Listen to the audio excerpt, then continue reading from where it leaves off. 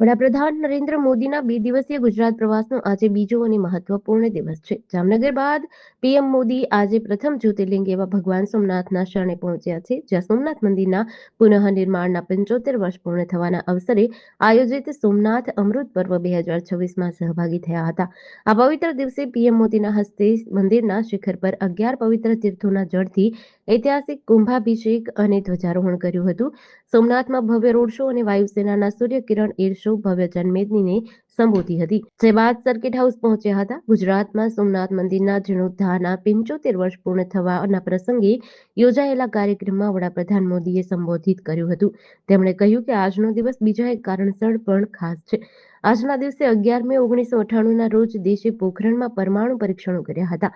મોદીએ કહ્યું કે જ્યારે ભારતે પરમાણુ પરીક્ષણો કર્યા ત્યારે વૈશ્વિક શક્તિઓ દેશને ઘેરવા માટે એકત્ર થઈ ગઈ. ભારત માટે દરેક માર્ગ બંધ હતો, છતાં અમે ડગમગ્યા નહીં અને અડગ રહ્યા. 13 મેના રોજ જ્યારે વધુ 2 પરમાણુ પરીક્ષણ કરવામાં આવ્યા ત્યારે દુનિયાને સમજાયું કે આપણો રાજકીય સંકલ્પ ખરેખર કેટલો અડગ છે. ભાવનગરથી મનાલી ફરવા ગયેલા સિંધી સમાજના 9 લોકો સાથે કાર હિમાચલ પ્રદેશના ચંબા નૂરપુરના નેશનલ હાઈવે પરની ખાઈમાં ખાબકી હતી, જેમાં હિમાચલના એક ડ્રાઈવર અને ગુજરાતના 5 લોકોના મોત થયા છે, જ્યારે પોલીસે 4 લોકોને ખાઈમાંથી સલામત બહાર કાઢીને નજીકની હોસ્પિટલે ખસેડ્યા છે. એક જ પરિવારના દીકરી, જમાઈ અને ભાણેજ સાથે દંપતીનું મોત થયું છે. પ્રાપ્ત વિગતો મુજબ પરિવાર મનાલીથી ડેલહાઉસી તરફ પ્રવાસે નીકળ્યો હતો, ત્યારે ચંબા નજીકના હાઈવે પર તેમની કાર અચાનક નિયંત્રણ ગુમાવી ઊંડી ખાઈમાં ખાબકી હતી. વાહનમાં ડ્રાઈવર, બાળકો સહિત કુલ 10 લોકો મુસાફરી કરી રહ્યા હોવાનું જાણવા મળ્યું છે. હિમાચલના ટાંડા ખાતે તમામ ઇજાગ્રસ્તોને વધુ સારવાર માટે ખસેડાયા છે. પોલીસે કેસ નોંધીને વધુ તપાસ શરૂ કરી છે. ઇનોવા ક્રિસ્ટા કારમાં ગુજરાતના પ્રવાસીઓ મનાલીથી ડેલહાઉસી જઈ રહ્યા હતા. આ અકસ્માત સમયે ભારે વરસાદ પણ પડી રહ્યો હતો. પશ્ચિમ બંગાળના મુખ્યમંત્રી શુવેન્દુ અધિકારીના પર્સનલ આસિસ્ટન્ટ ચંદ્રનાથ રથની હત્યાના 5 દિવસ પછી બિહારના બક્સર અને યુપીના બલિયામાંથી 3 શકમંદોને કસ્ટડીમાં લીધા છે. બંગાળ પોલીસની સ્પેશિયલ ટાસ્ક ફોર્સ ત્રણેયને પોતાની સાથે કોલકાતા લઈ ગઈ છે. જાણવા મળી રહ્યું છે કે બંગાળ પોલીસે બિહારના બક્સર ખાતે રવિવારે રાત્રે અલગ-અલગ પોલીસ સ્ટેશન વિસ્તારોમાં દરોડા પાડ્યા હતા. આ દરમિયાન મયંક મિશ્રા અને વિકી મૌર્યને કસ્ટડીમાં લીધા હતા. બક્સરના ડીસીપીએ તપાસની સંવેદનશીલતા ટાંકીને કંઈ પણ કહેવાનો ઇનકાર કર્યો છે. આ તરફ યુપીના બલિયામાંથી રાજસિંહ નામના શૂટરને કસ્ટડીમાં લીધાના અહેવાલ છે. તે બલિયાનો રહેવાસી હોવાનું કહેવાય છે. જો કે જિલ્લા પોલીસ આ મામલે હજુ કંઈ પણ કહેવાનું ટાળી રહી છે. બંગાળ ચૂંટણીના પરિણામો આવ્યાના 2 દિવસ પછી 6 મેના રોજ 42 વર્ષીય ચંદ્રનાથ રથની ગોળી મારીને હત્યા કરાઈ હતી. અમેરિકી રાષ્ટ્રપતિ ડોનાલ્ડ ટ્રમ્પે ઈરાનના નવા શાંતિ પ્રસ્તાવને ફગાવી દીધો છે. ટ્રમ્પે ટ્રુથ સોશિયલ પર લખ્યું કે મેં ઈરાનના પ્રતિનિધિઓનો જવાબ વાંચ્યો, મને તે બિલકુલ ના ગમ્યો, તેને સ્વીકારી શકાય નહીં. આ પહેલા પણ ટ્રમ્પે ઈરાન પર રમત રમવાનો આરોપ લગાવ્યો હતો.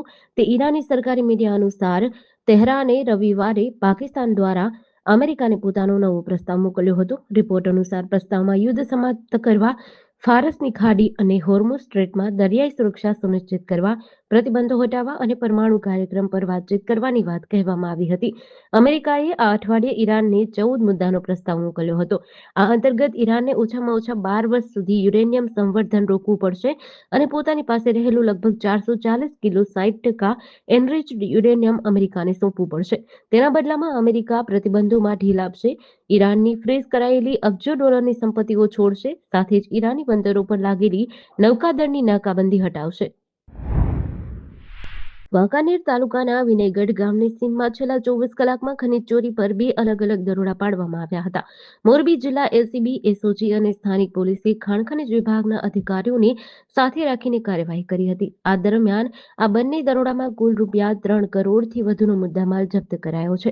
પ્રથમ દરોડામાં મોરબી જિલ્લા એલસીબી અને એસઓજીની ટીમે ખાણ ખનીજ વિભાગ સાથે મળીને વાંકાનેરના વિનયગઢ ગામની સીમમાં ગેરકાયદેસર ખનીજ ખનન સ્થળ પર કાર્યવાહી કરી હતી. અહીંથી 6 ડમ્પર, એક જેસીબી અને એક ટ્રેક્ટર લોડર સહિત કુલ ₹1,39,00,000નો મુદ્દામાલ જપ્ત કર્યો હતો. આ કેસમાં ગભરુભાઈ નાથાભાઈ રબારી અને વાલજીભાઈ ગગજીભાઈ અલગોતર નામના 2 શખ્સો સામે આવ્યા છે, જેમની ધરપકડ કરવાની તજવીજ હાથ ધરી છે. વડોદરા શહેરના મકરપુરા વિસ્તારમાં રહેતી એક પરિણીતાને દહેજ ભૂખ્યા સાસરિયાઓ દ્વારા શારીરિક અને માનસિક ત્રાસ આપી 50 લાખની માંગ કરવામાં આવી હોવાની ફરિયાદ નોંધાઈ છે. અમેરિકા અને મહારાષ્ટ્રમાં રહેવા દરમિયાન પરિણીતાને હેરાન પરેશાન કરી પૈસા ન આપે તો પતિના બીજા લગ્ન કરાવી દેવાની ધમકી આપવામાં આવતા આખરે મામલો પોલીસ મથકે પહોંચ્યો છે. મગરપુરા પોલીસ મથકમાં પીડિતાના પિતાએ નોંધાવેલી ફરિયાદ મુજબ તેમની દીકરી અંશુના લગ્ન 12 ડિસેમ્બર 2019ના રોજ હિન્દુ રીતિરિવાજ મુજબ રાજેશ પીતાંબર ભૂરે સાથે થયા હતા. લગ્ન બાદ અંશુ વડોદરા, નાગપુર અને ત્યારબાદ અમેરિકા ખાતે સાસરી પક્ષ સાથે રહેતી હતી. આ દરમિયાન પતિ, સાસુ અને સસરા દ્વારા તેને અવારનવાર મેણાટોણા મારી શારીરિક અને માનસિક ત્રાસ આપવામાં આવતો હતો. નવસારીના ઘેલખડી વિસ્તારમાં રજા પર આવેલા ભારતીય સેનાના એક જવાનનું હૃદયરોગના હુમલાથી નિધન થયું છે. જોધપુરમાં હવાલદાર તરીકે ફરજ બજાવતા અરવિંદ રાયને છાતીમાં દુખાવો ઉપડતા સિવિલ હોસ્પિટલે ખસેડાયા હતા, જ્યાં તેમણે અંતિમ શ્વાસ લીધા હતા. મળતી માહિતી મુજબ રાજસ્થાનના જોધપુર આર્મી ડિવિઝનની 33 મીડિયમ તોપખાના રેજિમેન્ટમાં હવાલદાર તરીકે ફરજ બજાવતા 32 વર્ષીય અરવિંદ બ્રિજહારી રાય છેલ્લા 14 વર્ષથી દેશની સેવા કરી રહ્યા છે. તેઓ હાલમાં નવસારીના ઘેલખડી ખાતે પોતાના પરિવાર પાસે રજા ગાળવા આવ્યા હતા. રવિવારે બપોરે ઘરે હતા ત્યારે તેમને અચાનક છાતીમાં તીવ્ર દુખાવો પડ્યો. પરિવારજનો તેમને હોસ્પિટલે ખસેડી ગયા, પરંતુ ફરજ પરના તબીબોએ તેમને મૃત જાહેર કર્યા હતા. આર્મી દ્વારા તેમને ગાર્ડ ઓફ ઓનર આપી પૂરા લશ્કરી સન્માન સાથે અંતિમ વિદાય આપવામાં આવી હતી. સુરેન્દ્રનગર જિલ્લાના જોરાવર નગર અને મૂડી વિસ્તારમાં 2 યુવકના મોતથી શોક છવાયો છે. ઉજ્જૈન મહાકાલેશ્વરના દર્શને ગયેલા મિત્રોની કારને અકસ્માત નડ્યો હતો. આ ઘટનામાં 2 યુવકના મોત થયા છે, જ્યારે અન્ય 2 મિત્રો ગંભીર રીતે ઘાયલ થયા છે. પ્રાથમિક માહિતી અનુસાર જોરાવર નગર અને મૂડીના કેટલાક મિત્રો ઉજ્જૈન મહાકાલેશ્વરના દર્શનાર્થે ગયા હતા. પરત ફરતી વખતે ઉજ્જૈન નજીક તેમની કારને અકસ્માત નડ્યો હતો. આ અકસ્માતમાં જોરાવર નગરના એક ક્ષત્રિય યુવકનું ઘટના સ્થળે જ્યારે બીજા યુવકનું સારવાર દરમિયાન મોત થયું હતું. અકસ્માતમાં જોરાવરનગરના એક કંસારા યુવક અને મૂડીના એક ક્ષત્રિય યુવકને ગંભીર ઇજાઓ થઈ છે. બંનેને તાત્કાલિક રતલામની હોસ્પિટલમાં દાખલ કરાયા છે.